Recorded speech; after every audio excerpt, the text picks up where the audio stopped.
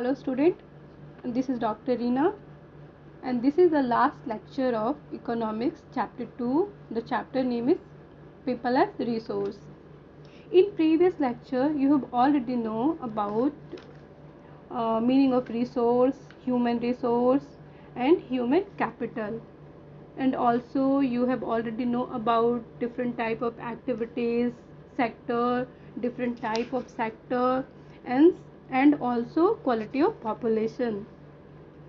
So in this chapter in this lecture I will going to start about unemployment. So let us start. First of all, what is the meaning of unemployment?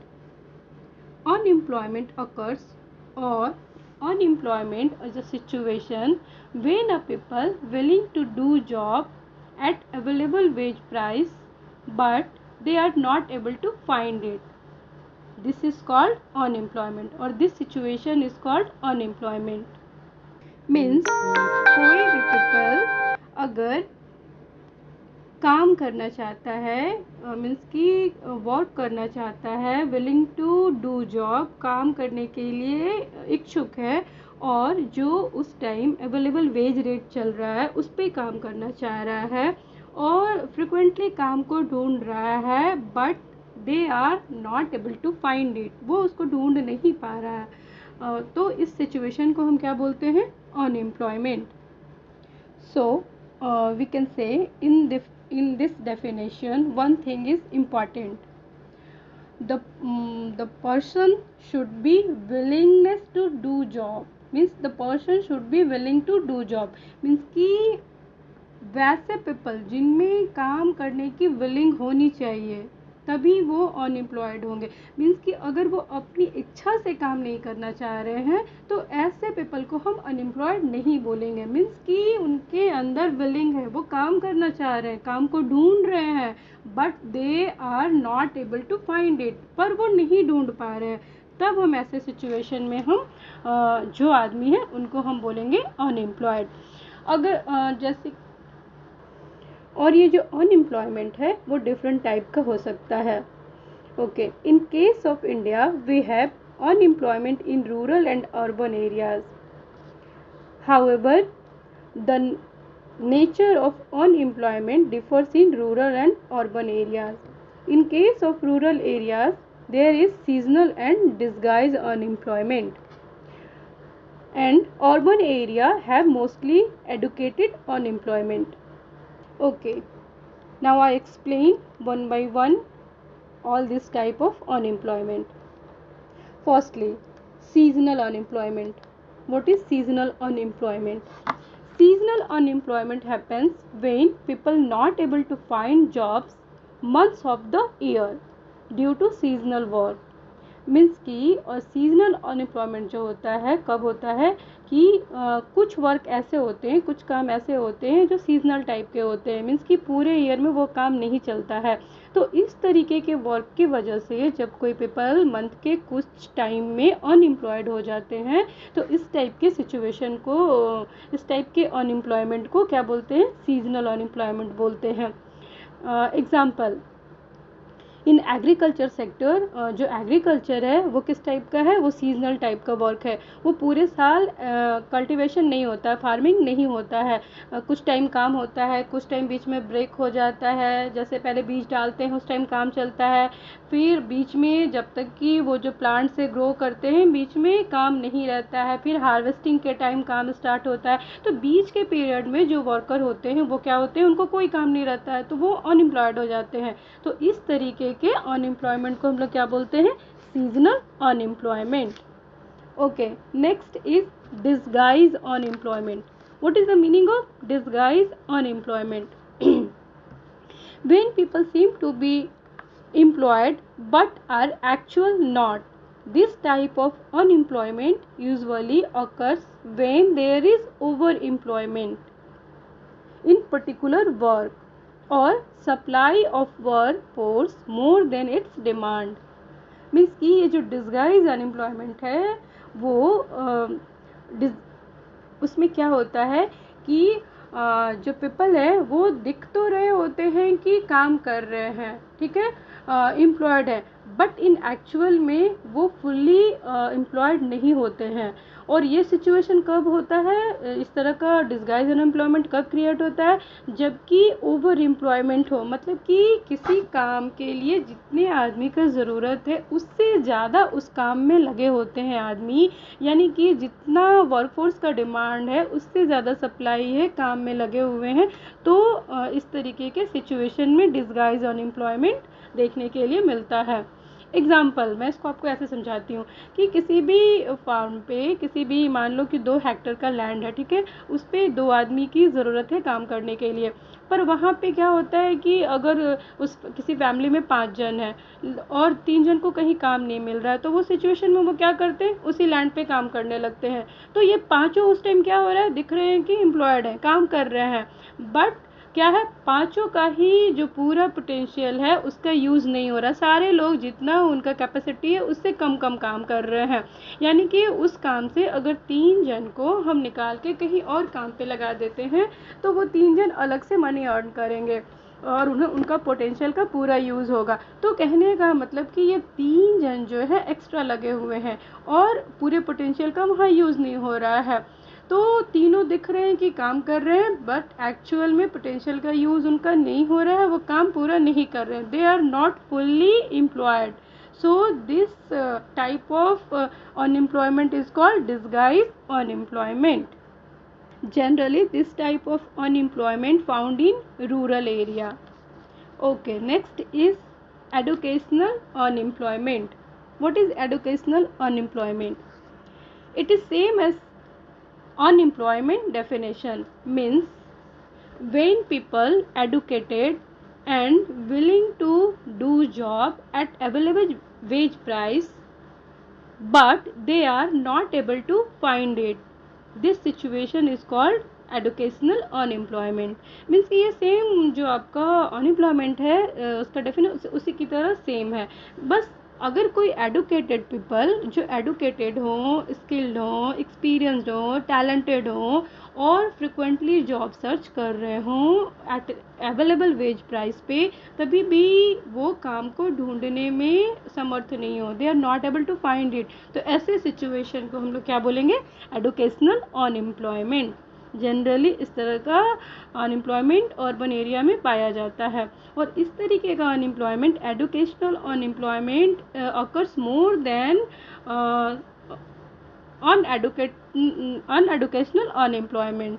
Means कि क्योंकि जो educated नहीं है, lower class के हैं, वो कोई भी काम कर लेते हैं, इसलिए उसमें अनएम्प्लॉयमेंट कम पाया जाता है as compare to educational unemployment. जो एडुकेशनल है, जो एडुकेटेड है, अगर उनको उनके टाइप का काम नहीं मिलता है तो वो कोई छोटा मोटा काम नहीं करना चाहते हैं। So we can say that educational unemployment is more than uneducational unemployment. Okay, next is frictional unemployment. The temporary unemployment exists during the period of transfer from one occupation to another occupation is caused frictional unemployment. Means कि frictional unemployment जो है वो क्या होता है, temporary nature का होता है। मीन्स कि इस तरीके का अनएम्प्लॉयमेंट कब क्रिएट होता है, जब कोई भी पीपल एक जॉब को छोड़ के दूसरे जॉब में शिफ्ट करते हैं, और एक जॉब को छोड़ के दूसरा जॉब को सर्च करते हैं, तो बीच में वो थोड़े टाइम के लिए, जब तक कि वो दूसरा जॉब उनको नहीं मिला होता है, तो बीच के पीरियड में वो क्या होते हैं, अनएम्प्लॉयड हो जाते हैं, या एक जगह से दूसरी जगह ट्रांसफ़र होने के बीच के पीरियड में थोड़े टाइम के लिए अनएम्प्लॉयड हो जाते हैं। तो इस तरीके के अनएम्प्लॉयमेंट को फ्रिक्शनल अनएम्प्लॉयमेंट कहते हैं।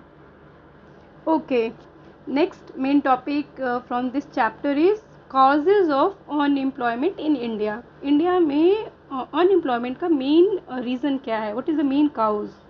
First, rapid population growth. India में सब जानते हैं कि पॉपुलेशन ग्रोथ रेट बहुत हाई है, और जो ये पॉपुलेशन है वो कैपिटल में कन्वर्ट भी नहीं है, हमारा एजुकेशन सिस्टम वैसा नहीं है, तो जिस वजह से जितना यहाँ जॉब अपॉर्चुनिटी नहीं है उससे ज़्यादा ग्रोथ रेट है, पॉपुलेशन है, तो इस तरीके से सारे लोगों को काम अवेलेबल नहीं हो पाता है और लोग अनएम्प्लॉयड रह जाते हैं.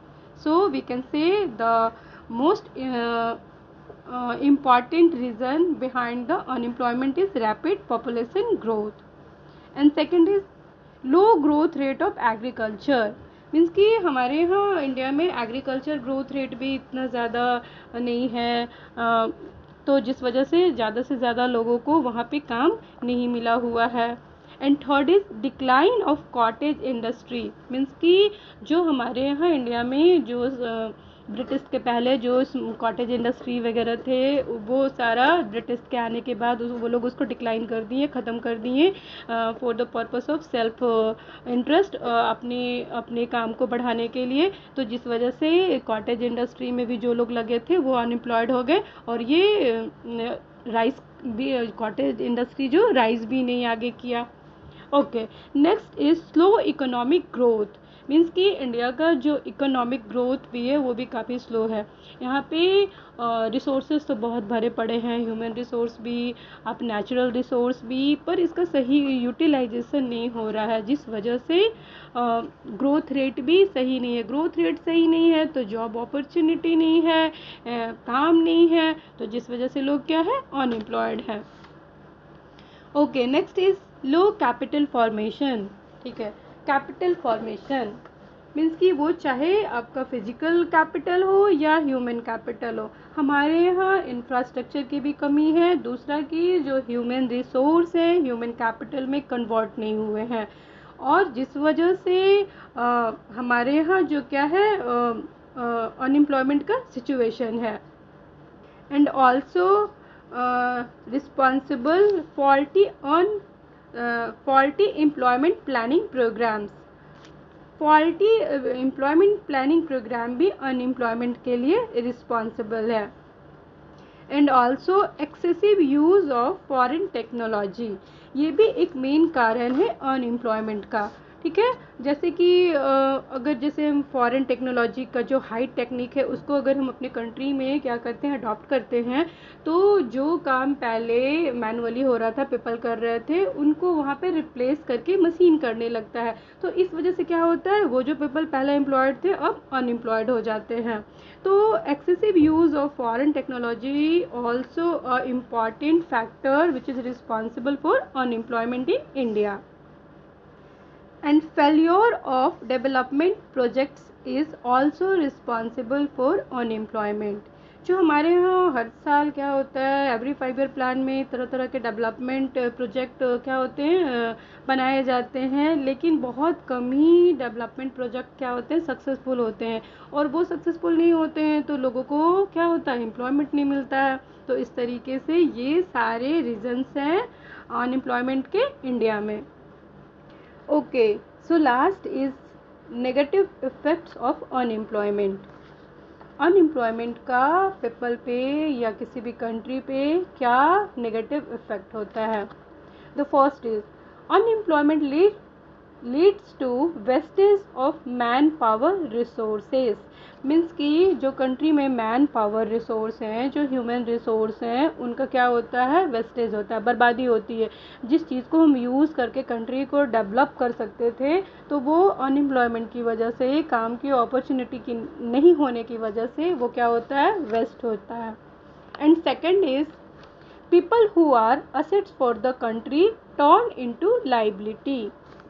And third is the equality of life and individual as well as the society is negatively affected.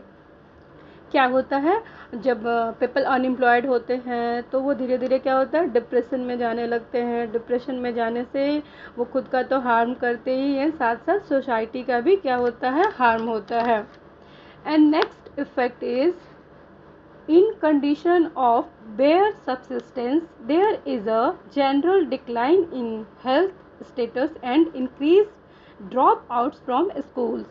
क्या होता है कि जब लोगों का मतलब कि बेयर सब्सिस्टेंस पे रह रहे होते हैं, मीन्स कि गुजारा होने वाले ज़िंदगी जब गुजार रहे होते हैं, वो मोर मनी नहीं अर्न कर रहे होते हैं ड्यू टू अनएम्प्लॉयमेंट, तो उनकी सिचुएशन क्या हो जाती है कि वो हेल्थ फैसिलिटी भी अफेक्टेड होता है, वो न्यूट्रिशन, प्रॉपर न्यूट्रिशन जितने हेल्थ के लिए, गुड हेल्थ के लिए ज़रूरत है उतना कंज्यूम नहीं कर पाते हैं, they are not able to consume proper nutrition due to unemployment, due to less money. So और क्या होता है, और पैसे की कमी की वजह से हेल्थ तो इफेक्टेड होता है, ये साथ में क्या होता है उनका एडुकेशन भी इफेक्टेड होता है, पैसे की कमी की वजह से स्कूल भी उनको छोड़ना पड़ जा सकता है, उनके बच्चों को छोड़ना पड़ जा सकता है।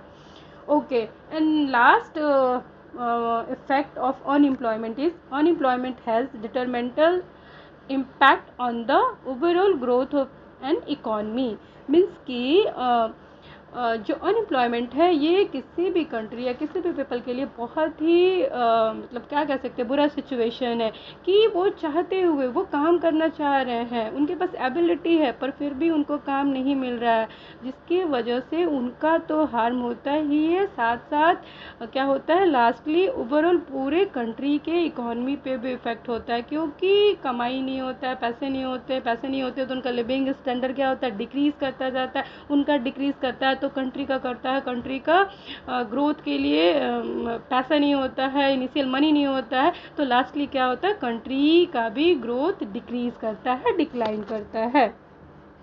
So lastly, how can create more employment और how should create more employment, हम किस तरीके से ज़्यादा एम्प्लॉयमेंट को क्रिएट कर सकते हैं। Okay, first is improvement in technical facilities. Due to improvement of technical facilities, productivity of urban land and increases the requirement of human force in agriculture. Okay, second is promotion of agro based industry, means कि agro based जो industry है उसको ज़्यादा से ज़्यादा establish किया जाए। Farmers should be encouraged to adopt allied agriculture activities like fish farming, harvesting,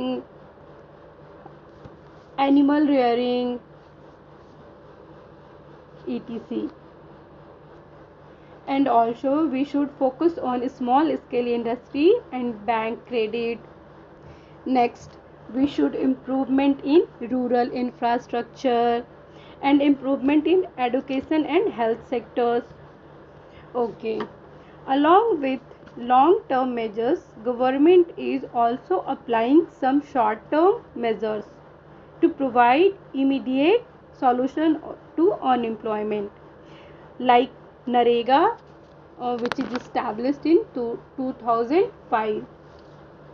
Okay, here our chapter is finished. Hope all you have understood. Okay, thank you.